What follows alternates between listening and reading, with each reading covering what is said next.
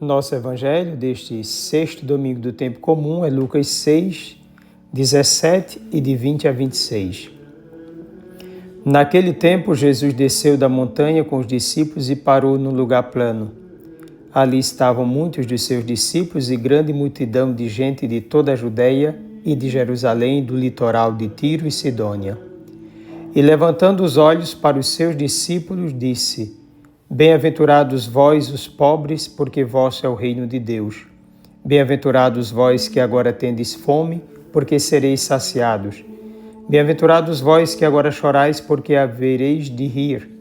Bem-aventurados sereis, quando os homens vos odiarem, vos expulsarem, vos insultarem e amaldiçoarem o vosso nome por causa do Filho do Homem. Alegrai-vos neste dia e exultai, pois será grande a vossa recompensa no céu. Porque era assim que os antepassados deles tratavam os profetas. Mas ai de vós, ricos, porque já tendes vossa consolação.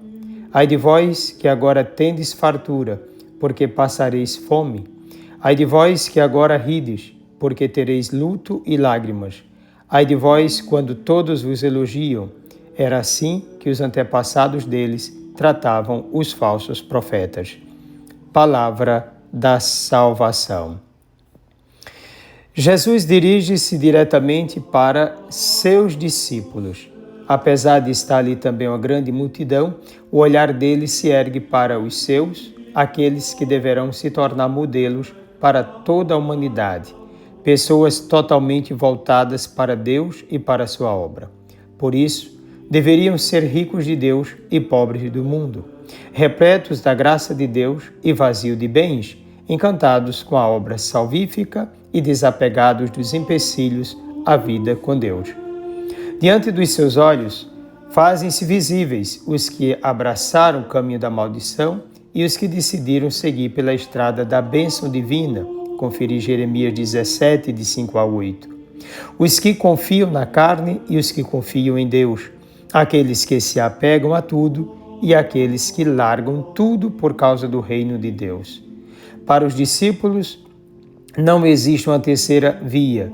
Os ensinamentos de Jesus Cristo são claros.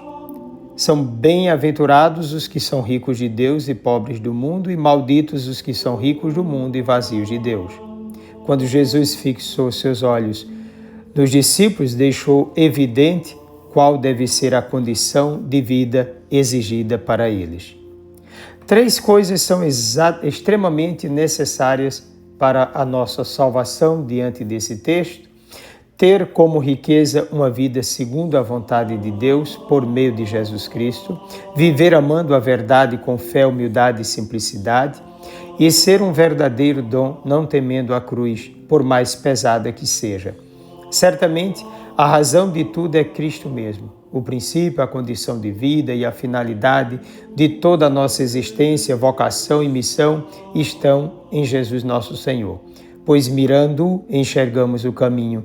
Aproximando-nos dele, encontramos a verdade. Convivendo com ele, descobrimos a vida. Escutando-o, conhecemos a lógica que desafia o mundo. Em Lucas, diferentemente de Mateus, para o qual Jesus vê as multidões, aqui Jesus Cristo levanta seus olhos para os seus discípulos, que encabeçarão o novo povo de Deus e deverão se tornar diferentes da mentalidade de uma humanidade falida e necessitada de uma total transformação, de uma vida nova, de um novo rumo, de uma nova lógica, de um novo horizonte, do verdadeiro encontro com Deus.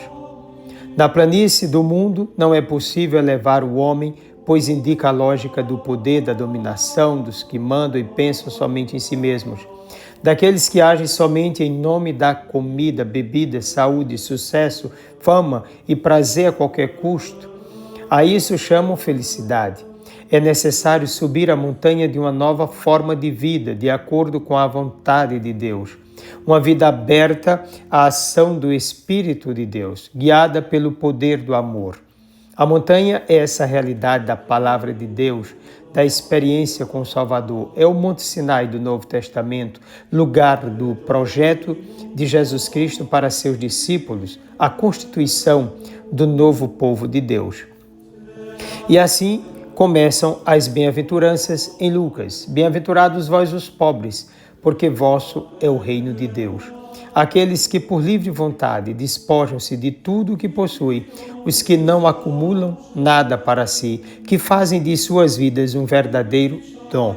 Aqueles que são simplesmente disponíveis ao envio do Senhor. São eles os Anauim da Sagrada Escritura, os próprios discípulos de Jesus. São também, como quer Lucas, aqueles mesmos que vivem numa situação de miséria por causa da ambição de muitos outros. Jesus assinala para a realidade do seu discipulado. Não deve ter a mentalidade de um mundo decaído pela busca de satisfações pessoais, corrupções, explorações e apegos ao que o mundo oferece, que não pode ser de outra forma senão vontade da própria carne. Os discípulos largaram tudo pelo tudo. Bem-aventurados vós que agora tendes fome, porque sereis saciados. Mateus fala da fome e sede da justiça de Deus, a qual significa a realização do seu plano salvífico. Portanto, ter fome e sede de justiça significa empenhar-se para salvar o irmão, a sociedade, o mundo inteiro. Lucas, por sua vez, fala diretamente da situação concreta de miséria em que se encontra o ser humano empobrecido por causa dos desmandos dos que lhe deram. Tanto é assim que logo depois falará dos ais com relação aos ricos. Para Lucas, não haverá abandono de Deus para com esses sofredores que temem seu nome. Portanto, esse que temem seu nome diz respeito ao discipulado. Deus não abandona quem sofre por causa do Filho do Homem. Não passa adiante como quando alguém grita por seu socorro. Ele age salvando o necessitado na sua alma, pois para a comunhão com ele criou o homem e a mulher e depois liberta no físico em suas necessidades concretas. Bem-aventurados vós que agora chorais, porque havereis de rir. Os bem-aventurados são todos aqueles que, por causa da verdade, são afligidos pelas injustiças da sociedade e de toda forma de dominação interesseira. Aqueles que são forçados a viver com a canga no pescoço, usados em seus direitos, manipulados para interesses vis, massa de manobra nas mãos de ditadores e tiranos disfarçados de pessoas do povo e de ilibada vida moral e espiritual. Eles estão espalhados por toda parte à procura de quem ainda pensa fora da bolha ideológica e segue os ensinamentos daquele que é temido por todos os poderosos, Jesus Cristo, nosso Senhor. Bem-aventurados sereis quando os homens vos odiarem, vos expulsarem, vos insultarem e amaldiçoarem o vosso nome por causa do Filho do Homem. Portanto, são aqueles que têm conhecimento da tribulação advinda por causa da fidelidade a Jesus Cristo, ao amor, à verdade e à vida, entendem que lutar sempre para o bem do outro não é somente um desafio interno, mas algo que incomoda a quem ganha às custas dos inocentes.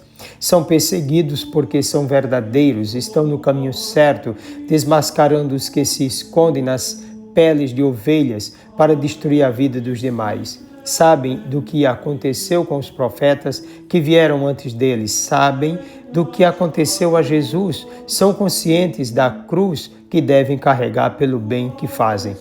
Se no Antigo Testamento só eram considerados bem-aventurados se Deus intervisse, no Novo o fato mesmo da perseguição já demonstra que são bem-aventurados, pois o motivo do sofrimento já os identifica com Cristo. Por outro lado, ai daqueles que buscam somente o material, que se apegam a este mundo, que se esforçam pela ilusória felicidade mundana, tendo que manipular pessoas, explorar inocentes, roubar a dignidade delas ou deles também, especialmente as mais simples, crescer pisando e eliminando os irmãos. Ai daqueles que se alegram com esse mundo, com os seus instintos e as farras da carne. Ai daqueles que buscam os primeiros lugares, que se preocupam com sua aparência, com os aplausos e com a fama, que buscam apenas os elogios dos semelhantes na cegueira de uma mentira disfarçada de dignidade. Cuidado com essa gente. É importante saber que nenhum seguidor de Jesus faz o jogo diabólico do nós e eles, da guerra entre pobres e ricos. Jesus não quis a divisão que brota do pecado e constrói muros, rixas, confusões, desconstrução de pessoas e fortalecimento de ideologias. Pelo contrário, ele quis que ricos e pobres se aproximassem da boa notícia, que conhecessem a palavra de Deus e a seguissem incondicionalmente. Ao fazer a vontade de Deus, pobres e ricos poderão enxergar a fraternidade entre eles diante do mesmo Pai que os ama. Como irmãos, estabelecerão o dom da partilha para o bem um do outro. Diante dos ensinamentos de Jesus, falecem os interesses materialistas, tanto nos pobres quanto nos ricos, pois muda radicalmente a mentalidade. Não se trata mais da busca pela satisfação pessoal presente naqueles que ainda não se encontraram em Deus, mas da entrega de si mesmos à sua vontade. É importante salientar que os valores determinam as pessoas, o que elas amam determina o que são, e aquilo que testemunham as identificam.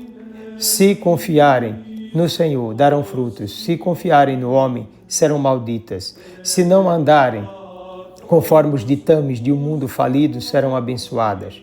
Se colocarem suas satisfações em primeiro lugar, apodrecerão e serão lançadas ao fogo. Quem ao mundo se apega, será destruído com ele. Quem a Deus busca, com ele reinará para sempre. Quem abre seus olhos para Deus, enxerga o que ele ama. Quem é cego para as coisas do alto, torna-se indiferente aos semelhantes sofredores. Aquele que abraçar o que é amado por Deus, habitará no seu reino. Mas aquele que buscar a si mesmo, sucumbirá na corrupção. O que desejas para a tua vida? Desça sobre ti a bênção do Deus Todo-Poderoso, Pai, Filho e Espírito Santo, um forte e carinhoso abraço.